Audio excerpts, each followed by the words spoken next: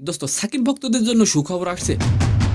13ই ফেব্রুয়ারি রাতে ফেসবুকে সাকিব খান ও প্রযোজক শাহরিয়ার শাকিল একটি ছবি আপলোড করেন, যেখানে ইংরেজিতে ক্যাপশনে দুইটি লাইন লেখা থাকে। দোস্ত লাইন দুইটিতে কি লেখা আছে জানলে আপনি অবাক হয়ে যাবেন।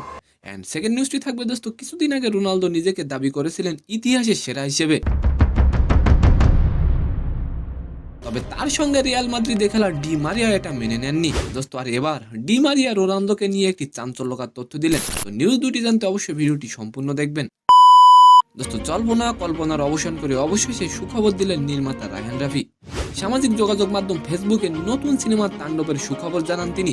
দোস্ত বৃহস্পতিবার 13ই ফেব্রুয়ারি রাতে ফেসবুকে মেগাস্টার সাকিব খান ও প্রযোজক শাহরিয়ার শাকিল একটি ছবি আপলোড করে ইংরেজিতে দুইটি লাইন লেখেন, যেখানে লেখা ছিল তাণ্ডবের জন্য প্রস্তুত ঈদুল আজহা 2025। দোস্ত সাকিব খানের তাণ্ডব মুভি কি পারবে ব্লকবাস্টার মুভি হতে, অবশ্যই কমেন্ট করে যাবেন।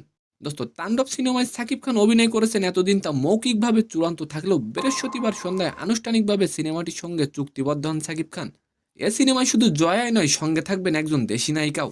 অ্যান্ড সেকেন্ড নিউজ হলো দোস্ত, রোনালদো কিছুদিন আগে দাবি করেছিলেন তিনি ইতিহাসের সেরা। তবে একসময় তার সাথে রিয়াল মাদ্রিদে খেলার ডি মারিয়া অবশ্য এটা মেনে নেয়নি। দোস্ত ডি মারিয়া বলেন, রোনালদোর সঙ্গে আমি প্রায় 4 বছর খেলেছি, ও সবসময় এমনই বলে। দোস্ত ডি মারিয়া আরো বলেন, রোনালদো ভুল সময় জন্ম নিয়েছে, একই সময়ে জন্ম নিয়েছে জাদুর কাঠির পরশ পাওয়া লিওনেল মেসি। তো সম্মানিত দর্শক, আজকের ভিডিওটি কেমন লাগলো অবশ্যই কমেন্ট বক্সে জানাবেন। আর ভিডিওটি যদি ভালো লাগে অবশ্যই একটি লাইক দিয়ে আমাদের চ্যানেলটিকে সাবস্ক্রাইব করে দিবেন। ধন্যবাদ।